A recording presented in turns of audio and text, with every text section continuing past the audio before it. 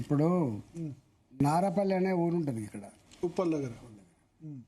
Shankar hills అని గుట్టలు ఉంటాయి ఇక్కడ. కల్వరి టెంపుల్ ముంగట హెచ్ఏఎల్ ఎంప్లాయీస్ కాలనీ అని ఉంటుంది. ఆనాడు ఆ భూములు 30 రూపాయల గజం, 40 రూపాయల గజం, 50 రూపాయల గజం కొనుక్కున్నారు. పాపం వాళ్ళంతా ఎక్కడో సొసైటీ 30 రూపాయలే కదా 40 రూపాయలు కొనుక్కున్నారు. భరత్ గారు, ఇది చాలా ఇంపార్టెంట్ సబ్జెక్టు. ఎంత దుఃఖం వస్తుందంటే ఇవాళ అక్కడ 2 లక్షల రూపాయల గజం శంకర్ హిల్స్ దగ్గర అయిపోయింది. ఇక్కడనేమో 50,000 రూపాయల గజం, 60,000 రూపాయల గజం అయిపోయింది. మధ్యలో డాక్యుమెంట్ పుట్టినాయండి. మళ్ళా వాళ్ళ వారసులు ఏమన్నా పట్టుకొని, పాత గమ్మినుళ్ళ వారసులు ఏమన్నా పట్టుకొని దొంగ డాక్యుమెంట్ సృష్టించుకొని లంచగొండి రెవెన్యూ అధికారులు, లంచగొండి రిజిస్ట్రేషన్లో పనిచేసే అధికారులు, ఈ భూమాఫియా అంతా కూడా కలిసి సెకండ్ డాక్యుమెంట్ సృష్టిస్తారు. సృష్టించి వీళ్ళు చేసే పని ఏం తెలుసా అండి? మీరు ఎవరు?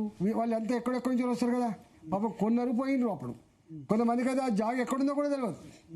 ఆనాడికి ఇట్లా రోడ్లు వేసి కాంపౌండ్ వాళ్ళు పెట్టి గేటెడ్ కమ్యూనిటీ ప్రకారంగా చేసినాయి కాదు ఇవన్నీ.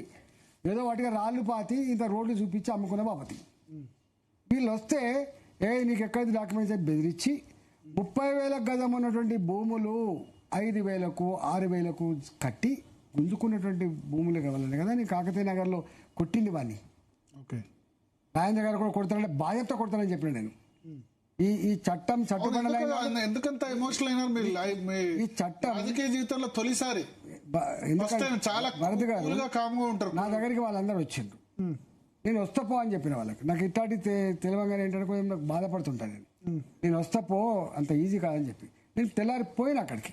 తెల్లారిపోయే వరకు అంత ఎవరు బయటకు వస్తలేరు, భయంగా బతున్నారు. ఏందిరా అని చెప్పి మెల్లగా అడిగితే ఏమన్నారంటే, రాత్రి వాళ్ళ గుండాలు ఎవడైతే భూమాఫియా ఉన్నాడో వాడు ఒక 20-30 మందిని అక్కడ కిరాయి మనుషులు పెట్టుకుంటాడు. ఒక 10-15 కుక్కలు వాడు సాస్తాడు అక్కడ. ఓకే, ఎవడు వచ్చినా ఈ గుండాలు కొట్టాలి, కుక్కలను వదిలిపెట్టి భయపెట్టియాలి. ఓకే, ఇట్లా జరిగిందని. మరి ఎట్లా మీరు వస్తుంది అందరూ, మరి మీకోసం నేను కుట్టాలన్నా వెళ్ళిపోవన్నా అని చెప్పి అడిగిన. అంటే కొద్ది మంది ధైర్యం చేసి వచ్చిండ్రు. ఓకే, మైకు పెట్టదని చెప్పిండ్రు అక్కడ, టెంట్ వేద్దని చెప్పిండ్రు అక్కడ, ఎంపీ గారి మీటింగ్ పోవద్దని చెప్పిండ్రు. ఇదంతా ఒక ఎత్తు అయితే ఆ 20 మంది గుండాలు ఎక్కడ తెలుసా అండి? నాకు ఒక పర్లంగ్ దూరంలో ఒక ఇంట్లో ఎక్కడైతే కట్టబడ్డ ఇండ్లు ఉన్నాయో వాళ్ళ ఎవరు మనుషులు ఉంటలేదు, ఎందుకంటే పాడుబాటు ఉన్నాయి, గుంజుకున్నారు కదా వీళ్ళు. దావత్ చేసుకుంటాను. వీళ్ళందరూ వచ్చారు. మమ్మల్ని ఎందుకు అడుగుతావయ్యా, అక్కడ గవాలే రోజు నిత్యం మమ్మల్ని చెరబట్టేది, మమ్మల్ని ఎల్లగొట్టేది, మమ్మల్ని దౌర్జన్యం చేసేది గవాలే. మొన్న కూడా కొట్టింది వాళ్ళే అని చెప్పగానే పోయినాం మేము అందరం.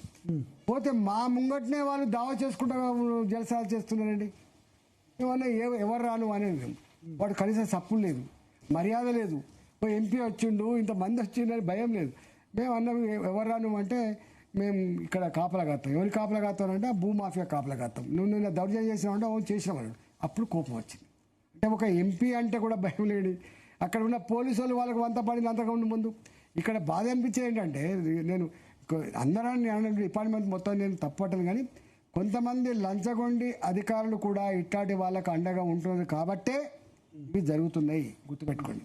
ఓకే, అంటే పేదవాడికి తన ఫలితం పూర్తిగా అందేటట్టు లేదు.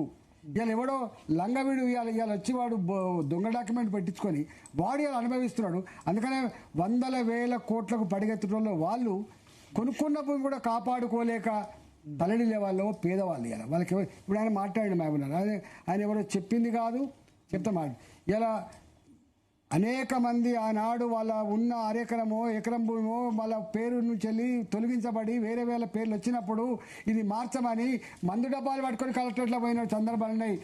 మందు తాగి చచ్చిపోయిన రైతులు కూడా మీరు గుర్తుపెట్టుకోండి. గజం జాగ కోసం మీకు తెలియదు. మీకు భరత్ గారు ఊళ్ళల్లో ఎట్లుందంటే, ఒక గుంటెడు భూమి కోసం రక్తాన్ని భూ పోరాటాల ద్వారానే ఎదిగాయి. భూపోరాటాలు ఎదడమే కాదు, రక్తాన్ని పంచుకొని పుట్టిన అన్నదమ్ములు కూడా భూమి కోసం చంపుకునే సందర్భం ఉంటాయి. మీకు తెలుసు, భూమికి అంత వాల్యూ ఉంటుంది. భూమి ఒక సోషల్ స్టేటస్. అట్లాంటి భూమి మీద నువ్వు హక్కులు లేకుండా చేస్తే చాలా మంది చనిపోయిన సందర్భాలు ఉన్నాయి. ఇంతెందుకండి చెప్పాలంటే ఉడవదు.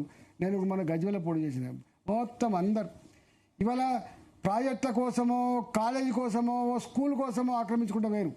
చివరికి మీ అసైన్మెంట్ భూములు ఎన్నడగానే మీరు అమ్ముకోలేమని చెప్పి ఏదో మామూలుగా ఇచ్చి అక్కడ ₹1 కోటి 2 కోట్ల రూపాయలకు ఎకరం ఉంటే 8 లక్షలు 10 లక్షల రూపాయలు ఇచ్చి గుంజుకొని ఇలా కంపెనీలకు ఇచ్చిన సందర్భాలు ఉన్నాయండి.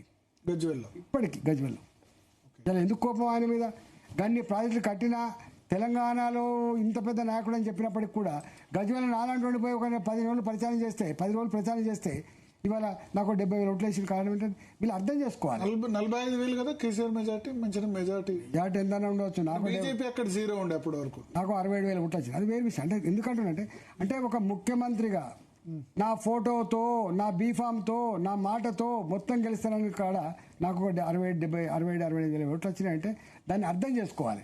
అంటే పీపుల్ ఎంత ఆక్రోశం ఉందో, ఎంత బాధ ఉందో. ఇలా వీళ్ళు రాత్రి కనుక పైసలు పంచకపోయి ఉంటే, రాత్రి కనుక మళ్ళీ ఈయననే ముఖ్యమంత్రి వస్తుండే, బిడ్డ మీకు ఇల్లు రావాలంటే మళ్ళీ అర్థం చేసుకోండి, ఈయన ఇక్కడ ఉండడం చెప్పి ఓ తప్పుడు ప్రచారం చేసి భయపెట్టడం ద్వారా ఆర్ఎన్ఆర్ కాలనీ అని ఉంటుంది, ఒక 20,000 ఓట్లు ఉంటాయి, అందరు మళ్ళీ అటు గుద్దిలు. అది వేరే విషయం. మీరు గెలిచేవాళ్ళ, నేను ఓడిపోడు 100% అంటే ప్రజాభిప్రాయం కనుక స్వేచ్ఛగా వాళ్ళని ఆవిష్కరించే అవకాశం ఉంటే నేను తప్పకుండా గెలిచేవాడిని. కానీ అక్కడ ఇదంతా అది వేరే విషయం. కానీ వాళ్ళు మాట్లాడుతున్న మాట ఏంది, 70 ఏళ్ల క్రితం దున్నుకున్న మా భూములు మా కళ్ళ ముందే మాకు కాకుండా పోతున్నప్పుడు మాకున్న ఆస్తి కాదు కదా, రెక్కల కష్టం తర్వాత మాకుండే ఆస్తి ఎంత, 6 ఎకరం భూమి, 100 ఎకరాల భూసాలు కాదు కదా. వాళ్ళకి ఎంత దుఃఖం ఉంటే చెప్పండి. వాళ్ళు రోడ్ల మీద పడితే వాళ్ళు బతికేందో చెప్పండి.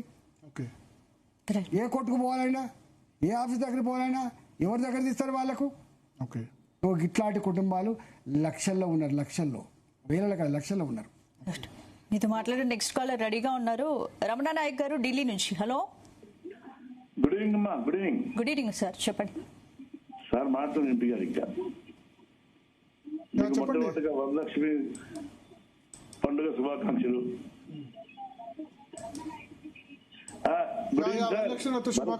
ఎంపీ గారు, భారత పార్లమెంట్ సభ్యులు, మా అన్న అనేక విద్యార్థి పోరాటాలు వేసారది ఈటెల రాజేందర్ గారికి సాయంకాలం నమస్తమాంజలు. ఇప్పుడు భరత్ ఈటెల రాజేందర్ ఆలోచన చూస్తుంటే, being a son of soil I'm proud of him. రైతు బిడ్డగా, రైతు వారుగా వారు ఎంత ఆలోచనతో అర్థమవుతుంది. I lost my 2 acres in national highway number 9. అయితే ఇప్పుడే just now have gone through ETV main news. Captain Uttam Kumar Reddy గారు చాలా చక్కగా చెప్పారు. ఏదైతే రైతుకు ల్యాండ్ ఎక్విజిషన్ అంతుందో అప్పుడే నిజమైన ఇది చెప్పుకొచ్చారు. ఈ దేశంలో ఎక్కడ ఏది ఇండస్ట్రీ పెట్టినా, ప్రాజెక్ట్ పెట్టినా మొట్టమొదటిగా బలేది tribals. I'm requesting the government of India and state government, all state governments, ఎక్కడైతే జరుగుతుందో మొట్టమొదటిగా బలి అయింది. ఇవాళ నాగేశ్వర ప్రాజెక్ట్ కావచ్చు, పోలవరం ప్రాజెక్ట్ కావచ్చు, ఒక నాగేశ్వర ప్రాజెక్ట్ లోనే 270 తండాలని ఇట్లా బండిలో కట్టి వెలుగొట్టారు. ఆ రోజుల్లో ఇంత పర్ఫెక్ట్ ట్రైబల్ అఫేర్స్ కానీ ఎన్విరాన్మెంట్ క్లియర్స్ కానీ లేవు. నేను చెప్తున్నా, ఆ విద్యా దశలో మేము పెద్దలు, గౌరవనీయులు, భారత పార్లమెంట్ సభ్యులు అన్నతో మేము కలిసిపోయినాం. ఎంత చక్కగా